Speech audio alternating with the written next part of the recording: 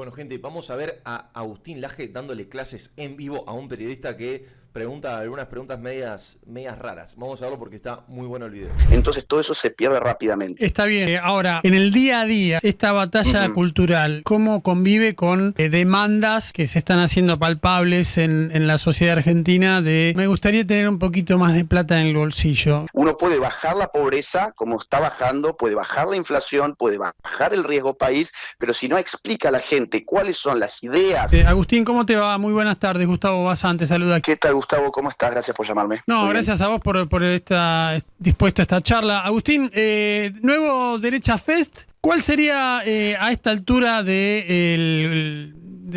ya con 2 años de Javier Milei en el gobierno y aplicando sus políticas, tal como lo había prometido, por supuesto, cuál es el objetivo hoy de un Derecha Fest? ¿Profundizar en la llamada batalla cultural o ya es más como un acto más político electoral, si bien no estamos este año en año electoral? ¿Qué me puedes contar al respecto? A ver, el mileísmo tiene como concepción del poder 3 pilares fundamentales.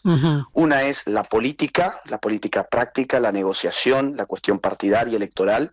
La otra es la gestión, es decir, al final de cuentas uno gobierna para que la gente esté mejor, para que los resultados sean beneficiosos para el pueblo. Y en tercer lugar, la batalla cultural. Y eso Javier nunca lo ha perdido de vista. La Derecha Fest es un evento de batalla cultural. Esta es la 5ª edición, hubo 2 veces en Buenos Aires, hubo un Derecha Fest en Córdoba, incluso en Uruguay, y ahora estamos en Mar del Plata.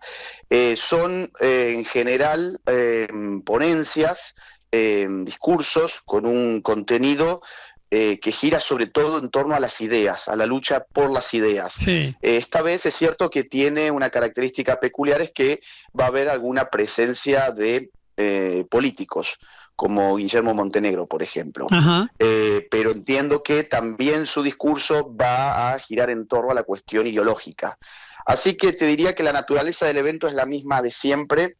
El mileísmo no va a dejar de lado la batalla cultural. Eso quedó también muy claro recientemente en Davos, cuando Javier Milei desplegó prácticamente una clase de filosofía moral allí en Suiza.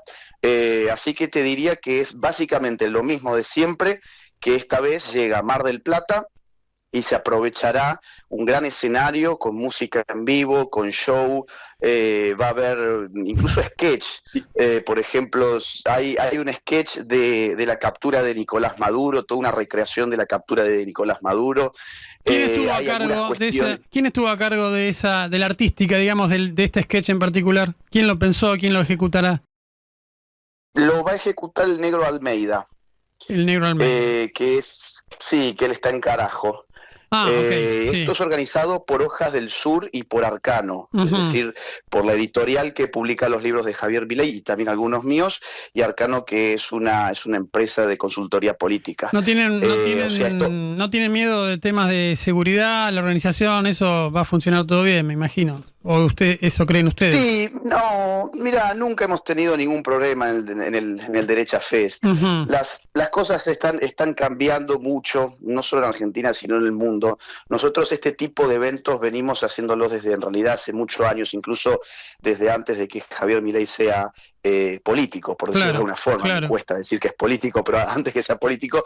Y antes sí teníamos muchos problemas, amenazas de bombas, venían grupos de izquierdas a tratar de destrozar el evento. Antes era una mala palabra decirse de derecha. Claro, ahora... ese closet... Sí.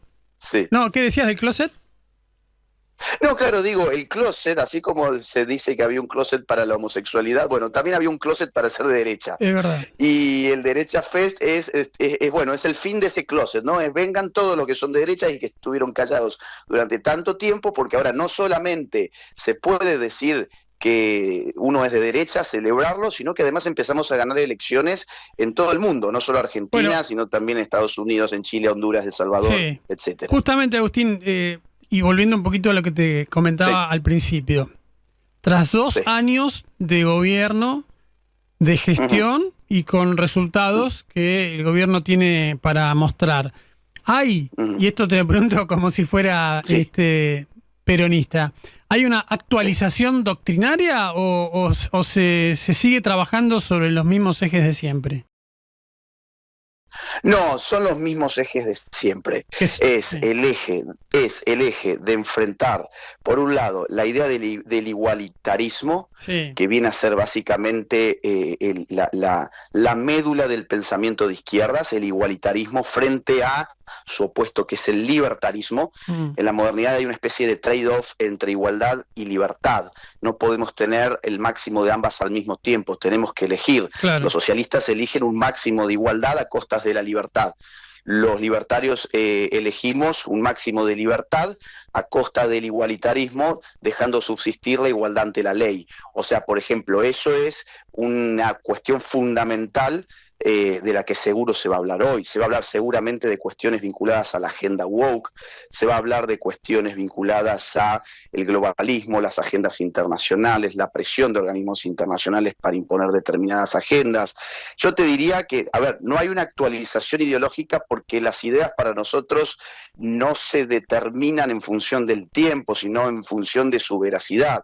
Y creemos que nuestras ideas son verdaderas y son correctas y que tenemos que repetirlas e insistir con ellas constantemente, porque para que un modelo libertario triunfe, la cultura de una sociedad tiene que ser libertaria también. Caso contrario, vas a tener casos como el chileno, que fue icónico, que mientras tenías un sistema de libre mercado funcionando con un capitalismo bastante potente, sin embargo, tenías una cultura socialista, y eso terminó volando por los aires en el 2019. Nosotros no podemos dejar simplemente que los resultados hablen por sí mismos. Los resultados no hablan solos por sí mismos.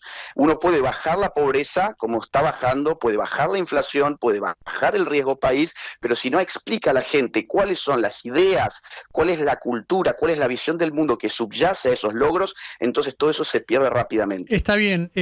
Ahora, en el día a día, digamos, esta batalla cultural, ¿cómo convive con demandas que se están haciendo palpables en la sociedad argentina de está bien, bancamos el ajuste, de hecho se refrendó en las elecciones de octubre, pero me gustaría tener un poquito más de plata en el bolsillo. ¿Crees que ahí puede haber una fricción o se puede convivir tranquilamente con ambas cosas? La batalla cultural, como vos la definís, y el esfuerzo que hace la sociedad para no digo sobrevivir, para alcanzar sus objetivos económicos de todos los días. Bueno, a ver, este año se prevé que la Argentina tenga un crecimiento bastante alto. En estos 2 años se han logrado grandes hitos económicos para la gente, reducir la inflación, reducir la pobreza en prácticamente 25 puntos. ¿Es este el estado ideal de la sociedad argentina? No, no lo es. Llevamos solamente 2 años de gobierno los libertarios. Entonces, la batalla cultural tiene que explicar, entre otras cosas, eso precisamente.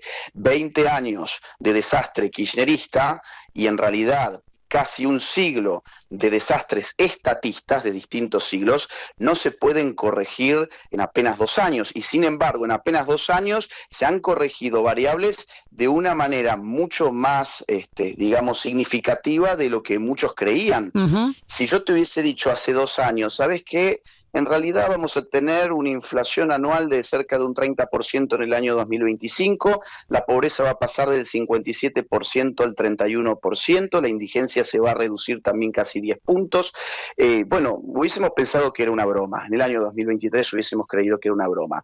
¿Queremos que este sea el estado final? No, este no es el estado final, este es el estado de la sociedad argentina en enero del 2026. Todavía quedan 2 años de gobierno libertario y este año pinta ser muy bueno, entre otras cosas, Gustavo, porque no vas a tener elecciones, no vas a tener la presión del riesgo político, y ya estás viendo, por ejemplo, en variables que dependen mucho de eso, como el riesgo país, cómo la sociedad argentina se abre a los mercados internacionales y vamos a tener, insisto, un gran año. Y en el 2027 la gente tendrá nuevamente la opción de decir si quiere que este sea el tipo de proyecto político que gobierne 4 años más, o si quiere volver el tiempo atrás y regresar, bueno, a lo que fueron los pilares de la decadencia argentina. Eso es lo que tenemos que explicar con Batalla Cultural. En enero del 2026, 27 de enero del 2026, ¿dónde identificarías vos los principales focos, por decirlo así, de resistencia al discurso o a la derecha FEST, a la filosofía de la derecha FEST? Universidades públicas, sindicatos, kirchnerismo, medios de comunicación. ¿Qué me podés contar al respecto? Buena pregunta.